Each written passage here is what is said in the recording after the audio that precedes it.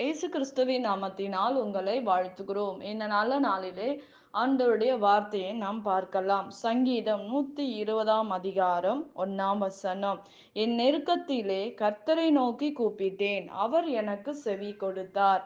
பிரியமானவர்களே, இந்த காலை வேளையிலே ஆண்டவர் உங்களோட பேசுகிற வார்த்தையை நாம் பார்க்கலாம். இன்றைக்கு நம்முடைய வாழ்க்கையில் நெருக்கத்தின் மத்தியில் வாழ்ந்து கொண்டு இருக்கிறதை நாம் பார்க்கிறோம். இந்த நாளிலே நெருக்கத்தோட, சோர்வோட, மனபாரத்தோட வாழ்கிற ஜனங்கள் ஏராளம். பயங்கரமான சூழ்நிலையில் நெருக்கம் என்பது நெருக்கத்தில் வாழ்கிற மனிதர்களுக்கு தெரியும். பண பிரச்சனையினால் ஒரு நெருக்கம், வியாதியினால் ஒரு நெருக்கம், மனபாரம், இப்படிப்பட்ட கட்டுகளினால் வாழ்ந்து கொண்டிருக்கிற ஜனங்கள் ஏராளமாக இருக்கிறதை நாம் பார்க்கிறோம். இந்த கட்டில் இருந்து நாம் எப்படி வெளியே வர வேண்டும்? அநேகருடைய வாழ்க்கையில் கேள்விகள் உண்டு. ஆனால் ஆண்டவர் சொல்றாரு, நான் உன்னை விசாலத்தில் கொண்டு போய் விடுவேன் என்று வேதம் சொல்லுகிறது. ஆனா அந்த கட்டுள்ள ஒரு வாழ்க்கையில் சிக்கி தவிக்கிற நம்முடைய வாழ்க்கையை யார் சரி பண்ண முடியும்? யார் விடுதலை ஆக்க முடியும்? ஆண்டவராகிய இயேசு கிறிஸ்து தான் நம்முடைய வாழ்க்கையை விடுதலையாக்க முடியும். இந்த பாரத்திலிருந்து பாரத்தில் சிக்கி இருக்கிற நமக்கு யார் உதவி செய்ய முடியும்? மனிதர்களா? ஒரு நாள் ஆறுதல் சொல்லுவார்கள். ஆனால் இந்த பாரத்திலிருந்து வெளியே கொண்டு வருவது ஆண்டவருடைய வல்லமை, ஆண்டவருடைய கரம். இன்றைக்கு நம்முடைய வாழ்க்கையில் நடக்கிற இப்படிப்பட்ட நெருக்கடியான சூழ்நிலைகள், அநேகருடைய வாழ்க்கையில் நடக்கிற போராட்டங்கள், இந்த பணத்தினால் அநேக குடும்பங்கள் அழிகிறதை நாம் பார்க்கிறோம். அநேக குடும்பங்கள் பணத்தின் நிமித்தமாக மறித்து விடுகிறதை நாம் பார்க்கிறோம். வியாதி நிமித்தமாக மறித்து விடுகிறதை நாம் பார்க்கிறோம். பிரியமானவர்களே, இந்த நாட்களிலே வேதத்தில் அநேக தேவ மனிதர்கள் நெருக்கத்தின் மத்தியில் கடந்து வரும்போது, ஆண்டவரோட வரும்போது ஆண்டவர் விசாலத்தில் கொண்டு போய் நிறுத்துகிறதை நாம் பார்க்கிறோம். நீங்கள் கேட்கலாம், நான் ஆண்டவரிடத்தில் இல்லையா? ஆண்டவரோட தான் நான் இருக்கேன், ஆண்டவர் கிட்டதான் நான் வாழ்ந்து கொண்டு இருக்கிறேன். ஆனால் என்னுடைய வாழ்க்கையில் நெருக்கத்தின் மத்தியில் நான் கடந்து போகிறேன். எனக்கு சமாதானம் இல்லை, நிம்மதி இல்லை. எதற்காக என்னுடைய வாழ்க்கையில் ஆண்டவர் இப்படிப்பட்ட காரியங்களை அனுமதிக்கிறார் என்று நாம் கேட்கிற காரியங்கள், யோசிக்கிற காரியங்கள் உண்டு. அநேகரிடத்தில் சொல்லுவோம் நாம், இப்படியெல்லாம் என்னுடைய வாழ்க்கையில நடக்கிறது. நான் வேதத்தை தியானிக்கிறேன், நான் படிக்கிறேன், ஆண்டவரோட நான் இருக்கிறேன். ஆனா என்னுடைய வாழ்க்கையில் இப்படிப்பட்ட சூழ்நிலைகள் வருகிறது என்று சொல்லலாம்.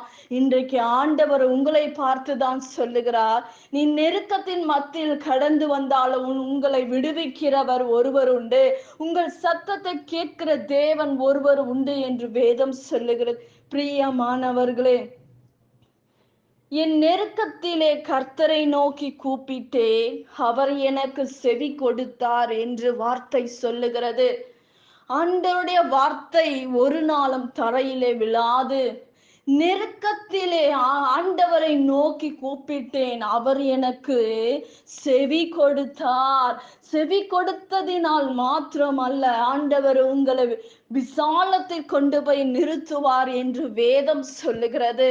நீங்கள் எப்படி ஆண்டவரை கூப்பிடுகிறீங்க என்று நாம் பார்க்க வேண்டும். ஆனால் நான் நெருக்கத்துல கட்டுல நான் வாழ்கிறேன் அப்படின்னு நீங்களும் நானும் சொல்லலாம். ஆனா வேதம் சொல்லுகிறது, நெருக்கத்திலே கர்த்தரை நோக்கி கூப்பிட்டே, அவர் எனக்கு செவி கொடுத்தார்.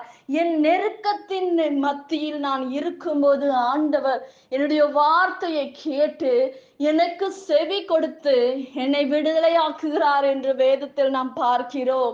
இன்றைக்கு ஏன் நம்முடைய வாழ்க்கையில் அந்த விடுதலை வரவில்லை?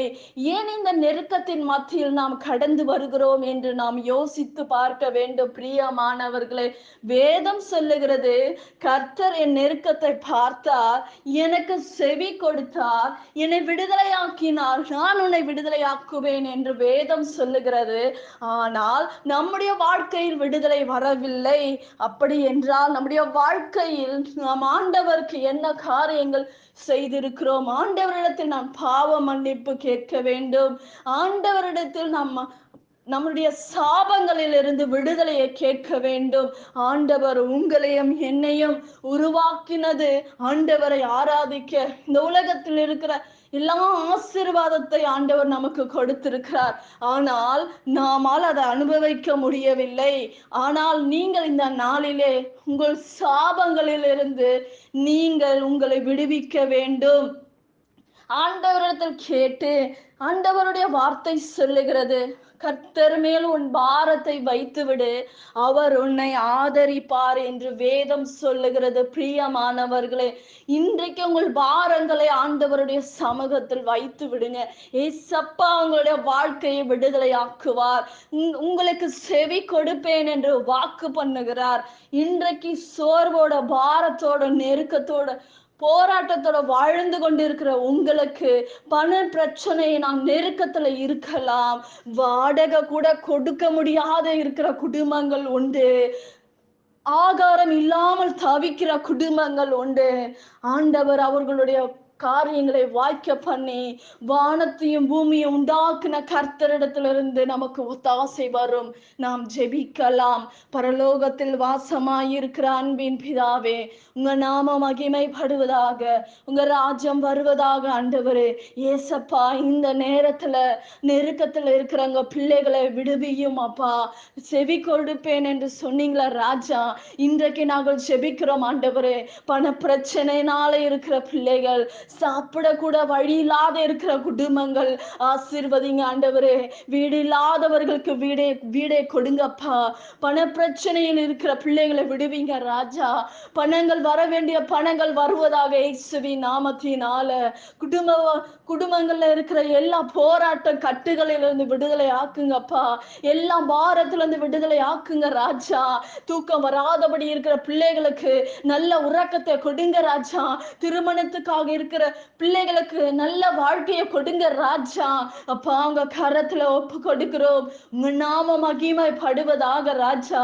எல்லாவற்றையும் கர்த்தாவே உங்க கரத்துல ஒப்பு கொடுக்கிறோம். உங்க நாம மகிமைப்படுவதாக இயேசுவின் நாமத்தில் வேண்டுகிறோம் எங்கள் ஜீவனுள்ள நல்ல பிதாவே. ஆமேன். கர்த்தர் தாமே உங்களை ஆசீர்வதிப்பாராக. ஆமேன்.